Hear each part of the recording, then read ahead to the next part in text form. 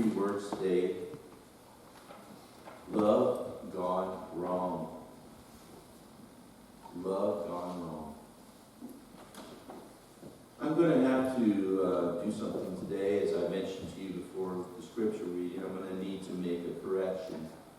It's not a huge correction, but I used to believe that people who were Christians, non-Christian people, people without the Lord, people unsaved, did not have the spiritual capacity to exhibit agape love.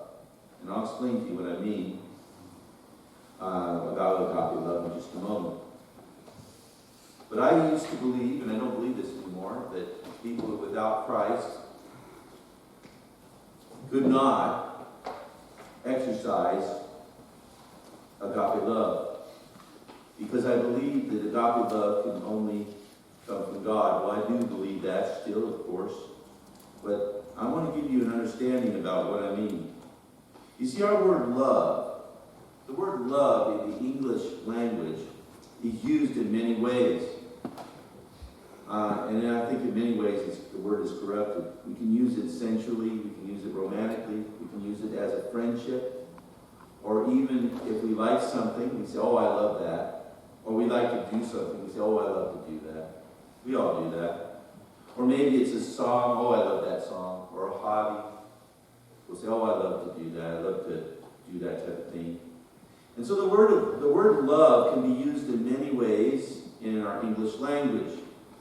Yet in the Greek, which is the ancient language of the Bible, the New Testament Bible was originally written in Greek.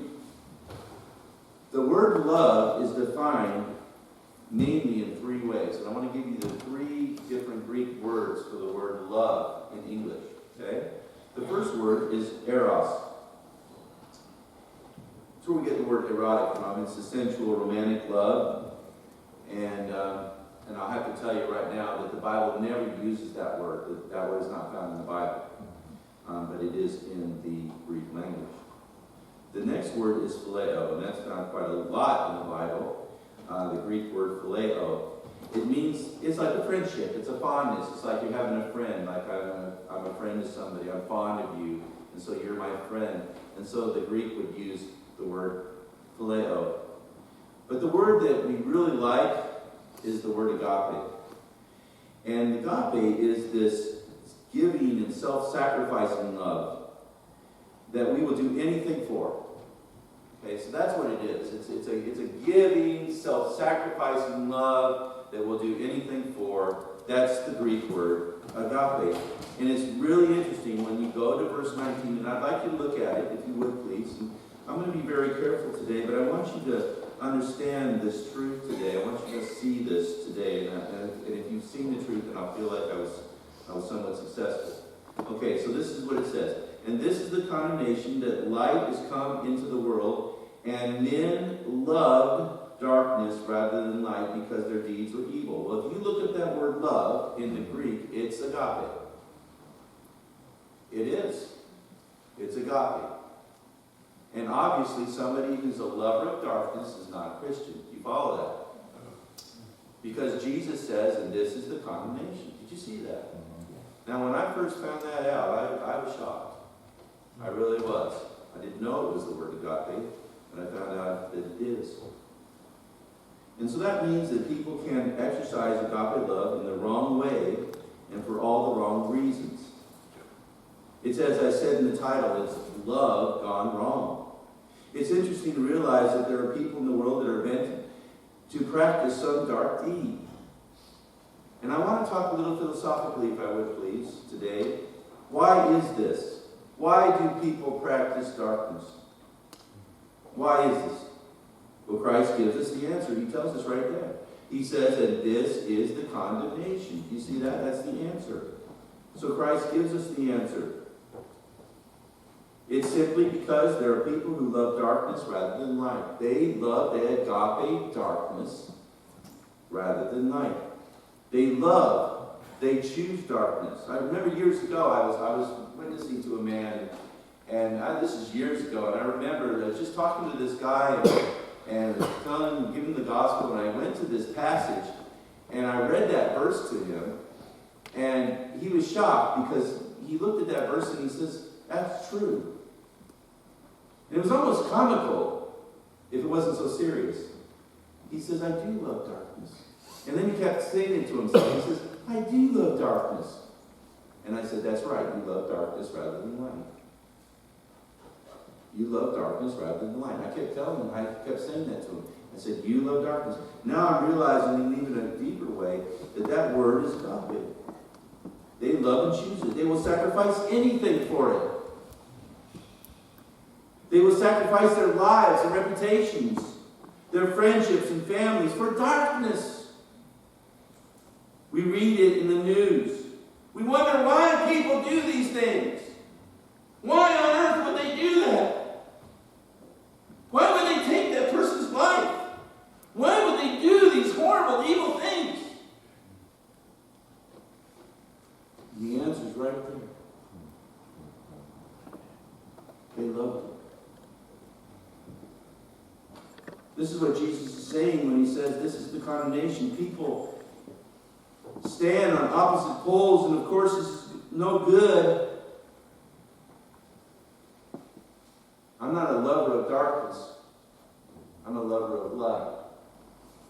I stand here before you telling you that I'd rather have the light than the darkness. And I hope you're the same. Because if you're a lover of darkness, you're in trouble. And you're in trouble before him. It's not me that you're in trouble before, but it's him. You say, why is that? Well, loving darkness, number one, is unhealthy. I think we can live in the mindset that it will never happen to us. Eve, when she was staring at the forbidden fruit, may have thought, just as others have thought, I can do this. I can have this, and good will come out in the end. God won't judge me because he knows, because I know he's good. And he is good. But let me just tell you something today, my friend. God does judge. He's patient. He watches and waits for people to repent. If you're here today without Christ, if you're here today and you're in the world of darkness, God's waiting. He's waiting for you to get right. He's patient. People think that judgment delayed is a judgment ignored. They think, oh, I got away with that. That they can love darkness and think that God's delay means they got away with it. But God is waiting patiently and will bring down the boom when it is time. And when it comes, it will come, my friend. So they live on and think that everything is fine. You know, it reminds me of something I read years ago, a news article. It's terrible, and I sort of don't know if I want to explain this to you, but I think I should. But there was a man who owned a snake. Now, I don't recommend owning snakes. If you own a snake, you have it, but I don't do those things. And this guy owned a snake. It was one of those boa constrictors or something. I don't know. But you know, people have it. They got a pet snake, and this guy had this pet snake. And this news article goes that he had this pet snake for years, and he used to take it around. You know, they put it around their neck. People would put them around their neck. Now, I don't know about you. I would never put a snake around my neck. That's just crazy.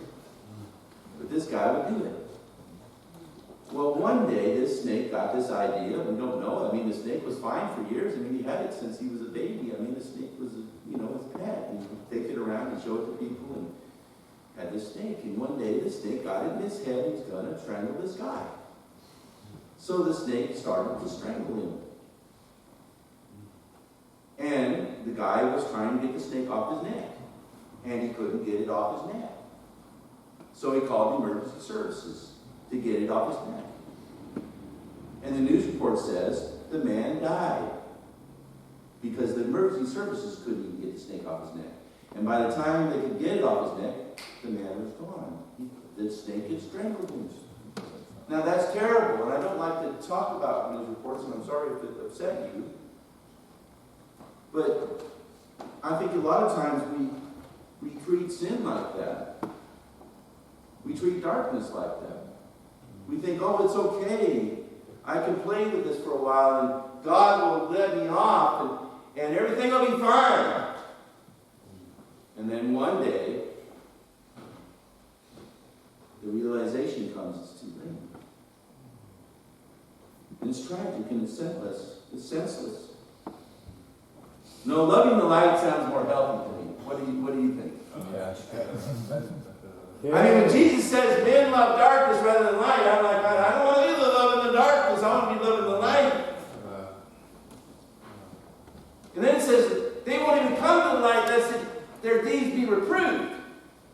Somebody correct them. They don't like correction. But sometimes we need that. We need a pastor to stand before us and tell us the way it is. But it's unhealthy to love darkness. Loving darkness, number 2, rejects the light. We can't have them both. Either we love darkness and reject the light, or we love the light and reject the darkness. And that's what we see. Men love darkness. They chose it. They agape it. They'll give anything for it.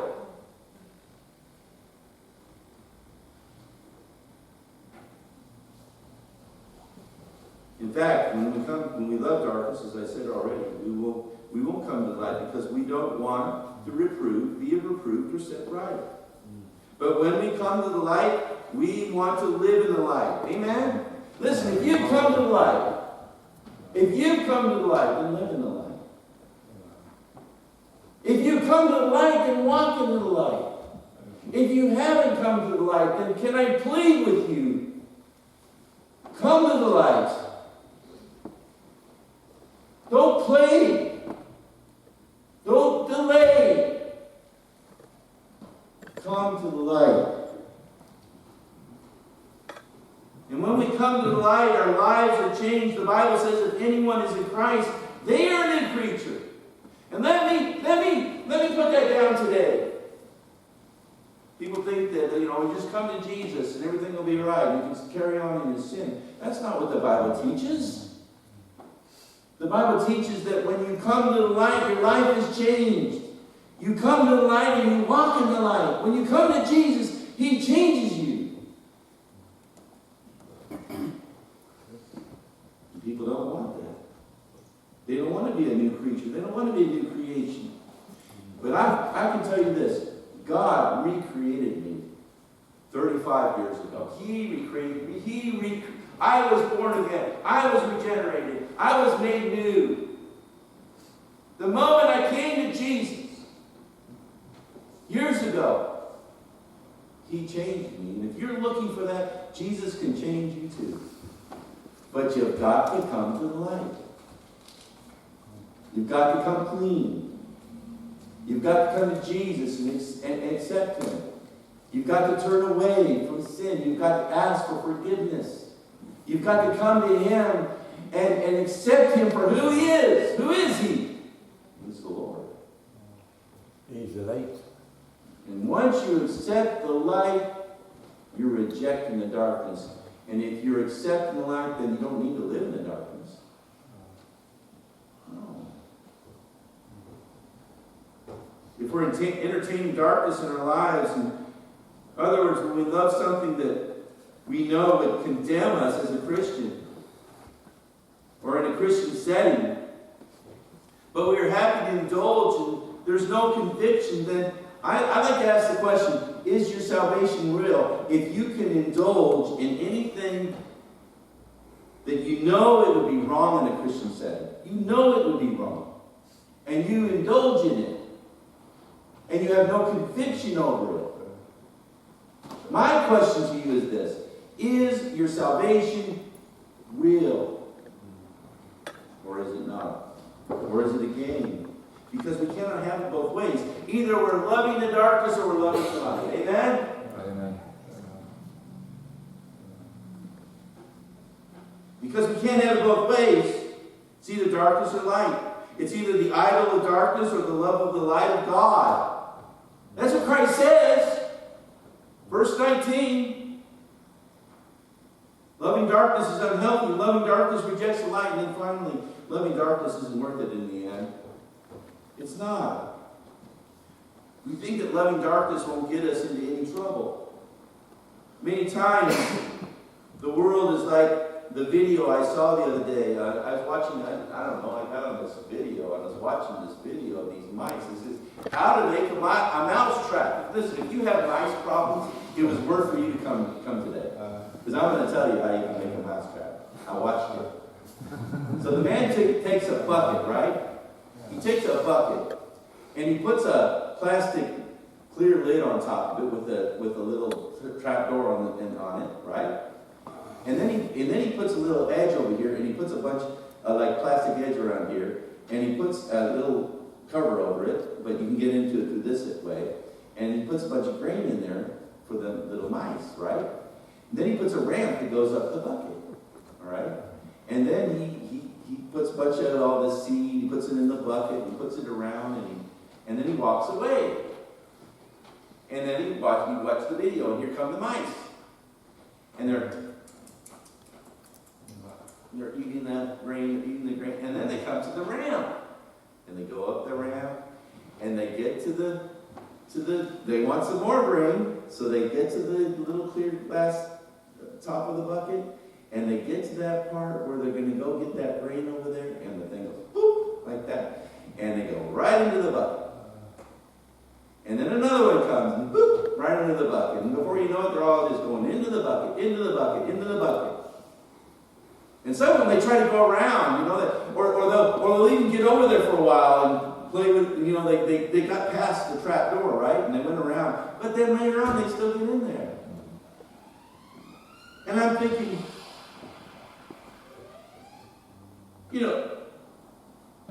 and then this, he puts the seed at the bottom of the bucket. So when they get in there, they're trapped, but they don't realize it. They're just eating more seed. They're just eating seed. And then they say, oh, there's another one. Then another one comes down. And then, oh, you want to join with me? Oh, boy. And so they're all down there. Misery loves company, I guess. So they're all down there eating that seed. And only comes a better time when the guy comes and takes away the ramp, and he picks up the bucket and he says, okay, it's the day of reckoning. I've got you. It's not worth it. It's not worth it, my friend. Get away from the darkness and come to the light. That's what I read when I read that. Look at the verse again. And this is the condemnation. Look at it. That light is come into the world. Who is the light?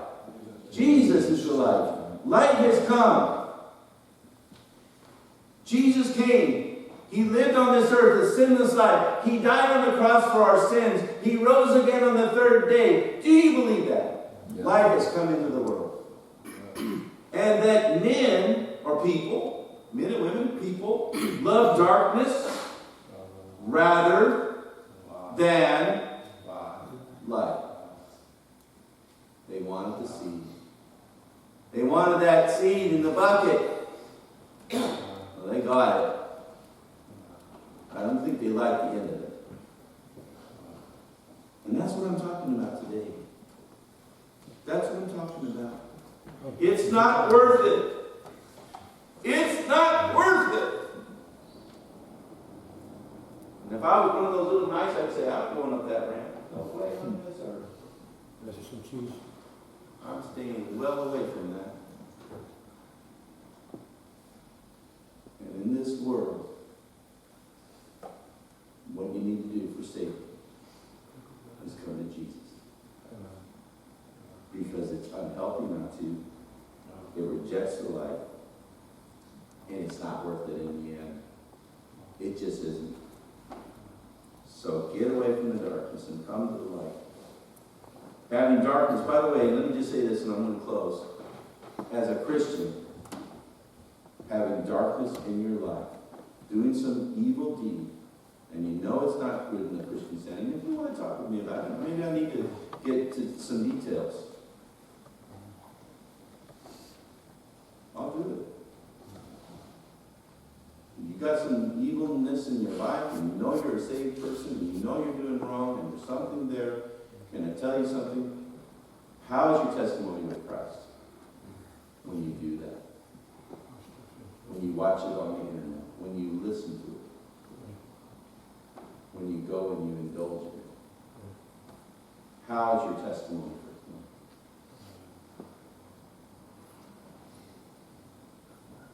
Go away from the darkness.